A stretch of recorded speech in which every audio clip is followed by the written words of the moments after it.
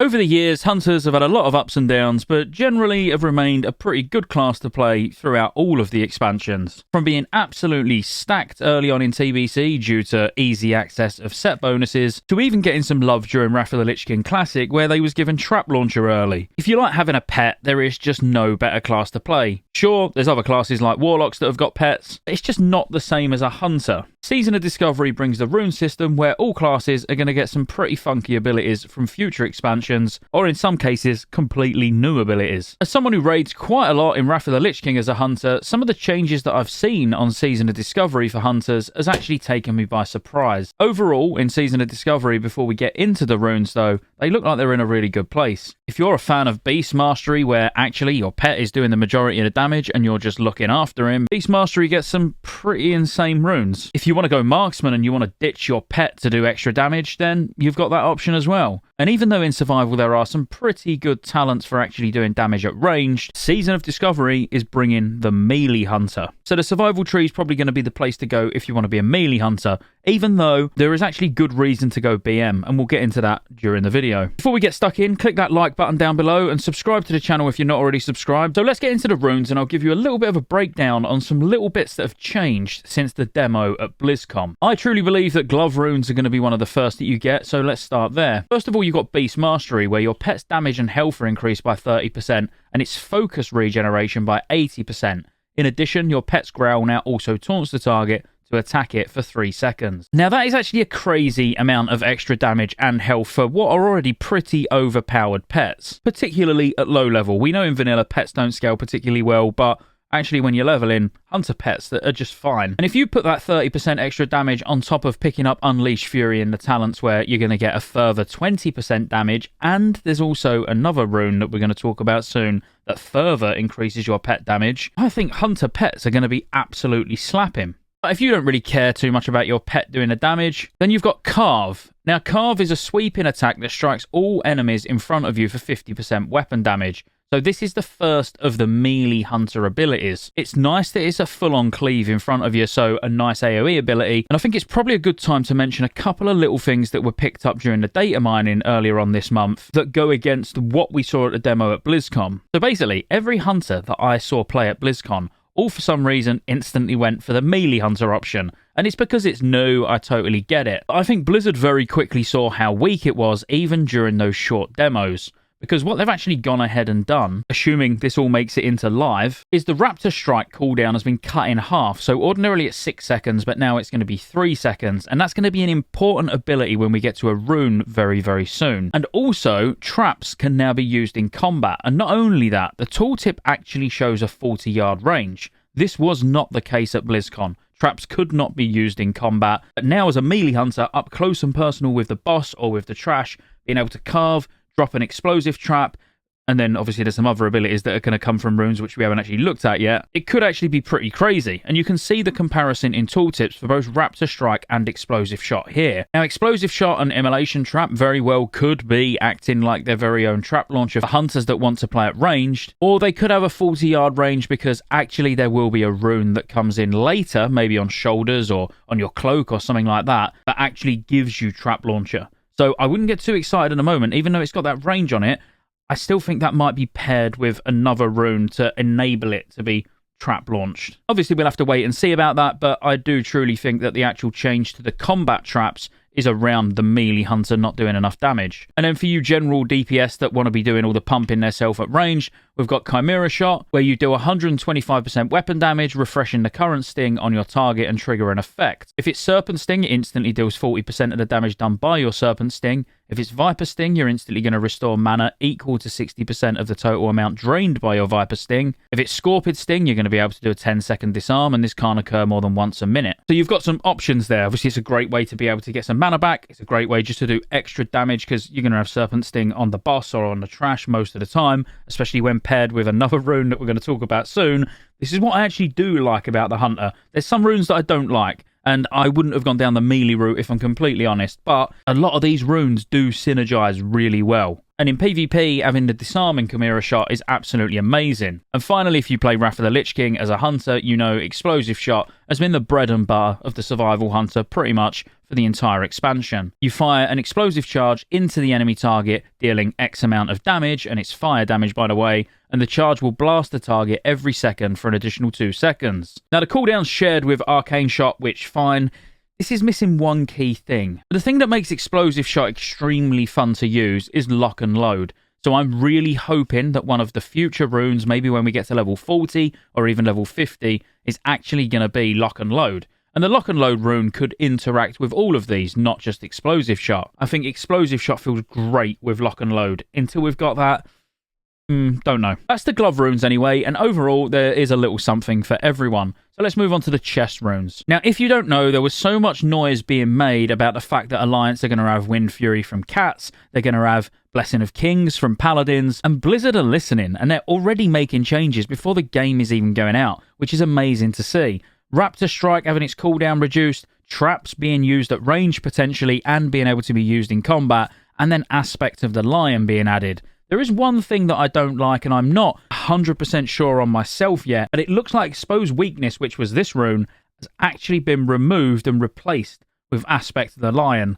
Now, I'm sure there's a good reason for this, mainly because the amount of agility that you're going to have early on probably ain't going to make Expose Weakness too powerful to be worth using, and it might be brought in as a rune at a later level bracket. Aspect of the Lion is Blizzard's way of giving the Horde Blessing of Kings. So the hunter takes on the Aspect of the Lion, increasing total stats by 10% for all nearby allies, and increasing total stats for the hunter by an additional 10%. Of course, only one aspect can be used at a time, and you'd be using this in place of Aspects of the Hawk. But you're literally just going to be giving Blessing of Kings to everybody around you without ever even needing to buff. And on top of that, you're going to get that extra 10% stats yourself as well.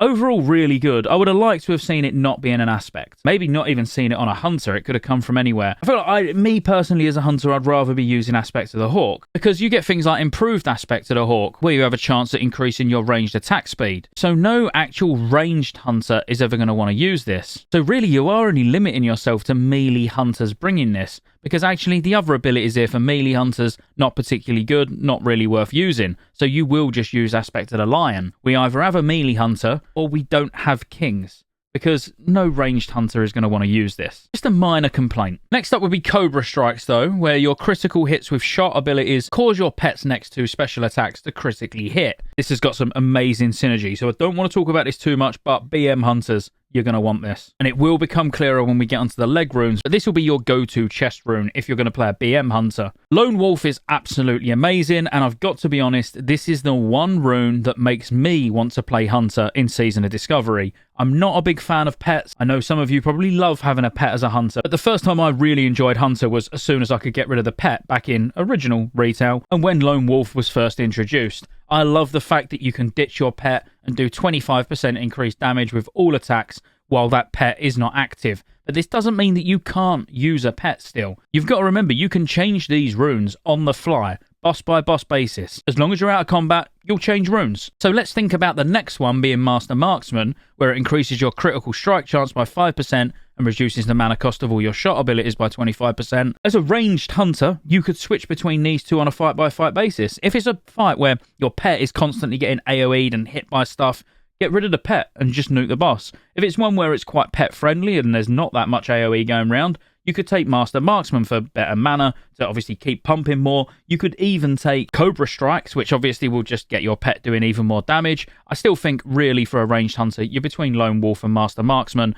and you would switch it up on a fight-by-fight basis. But they're the chest runes, and overall, I don't see a lot of options. As I say, Cobra Strikes really is for BM, Lone Wolf, Master Marksman for if you want to be a ranged hunter, an Aspect of the Lion, unfortunately, if you're a melee hunter, this is what you're going to have to use. But luckily, you haven't really got many other options anyway. And then finally, onto the legs. Now, the legs have some amazing abilities. Flanking Strike is for your melee hunters, where you and your pet deal simultaneous, instant 100% melee damage. Afterwards, your Mongoose Bite and Raptor Strike deal 10% increased damage for 10 seconds, and this stacks 3 times. Raptor Strike has a 20% chance to reset the cooldown on Flanking Strike. Now, this is important because if we go back to where I was talking about Raptor Strike having its cooldown cut in half, this is the reason why. because the more times you can press Raptor Strike, the more chances you're going to have to be able to press Flanking Strike more. And this is also why I said going down in BM as a melee hunter could be quite beneficial, because you're going to get Unleashed Fury, which is going to make your pet do more damage when you're using Flanking Strike. And I do honestly believe as a melee hunter that your pet is going to be doing a sizable amount of your damage overall. But looking at if we was to go for a melee hunter build, you're going to have Aspect of the Lion, Carve, and Flanking Strike. Carve is going to be your filler that you use when you can't Raptor Strike because it's on cooldown. Flanking Strike would be your number one prio. As soon as it is ready, you press it straight away, and you're just hoping every time you press Raptor Strike, it's going to reset.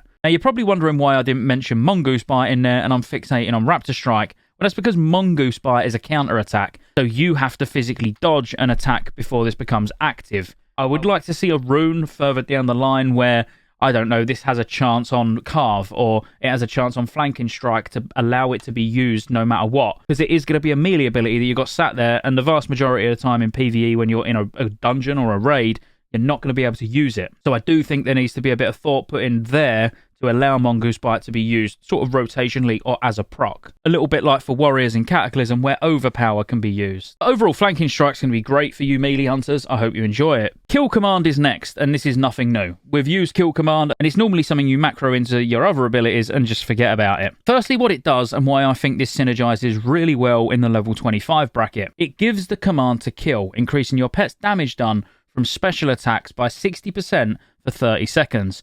Each special attack done by the pet reduces the damage bonus by 20%. Now again, if we think about the extra 20% damage from Unleashed Fury and Beast Mastery, and we go back to the chest room for Cobra Strikes where when you critically hit, it causes your pet's next two special attacks to critically hit, you would want to Kill Command after you've got a proc from your Cobra Strike, so you know the next two special attacks are going to crit on your pet. Those two crits are going to do additional damage, on top of the 30% extra damage that your pet's getting from Beast Mastery as well, means your pet's special abilities are about to absolutely truck someone. So I feel like these Beast Mastery related runes and talents all synergize together really, really well. We've just got two left now. We've got Serpent Spread, which again is a great talent that's been brought forward from Cataclysm, where basically all enemies hit by your multi-shot are also going to get 6 seconds worth of your Serpent Sting. So as a hunter, now imagine that you are getting Trap Launcher and your explosive trap actually has got a 40-yard range like the tooltip shows, and you're using multi-shot to put Serpent Sting on everything, you're going to be pumping.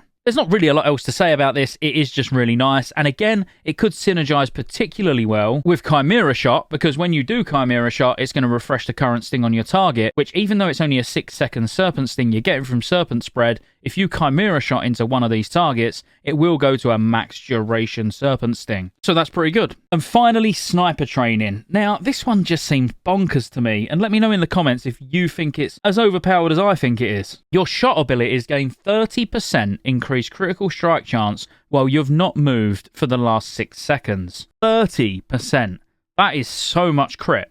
And there's not that many mechanics in these places where you can't stand still for 6 seconds. But you would need so much agility or so much critical strike chance to get 30% crit.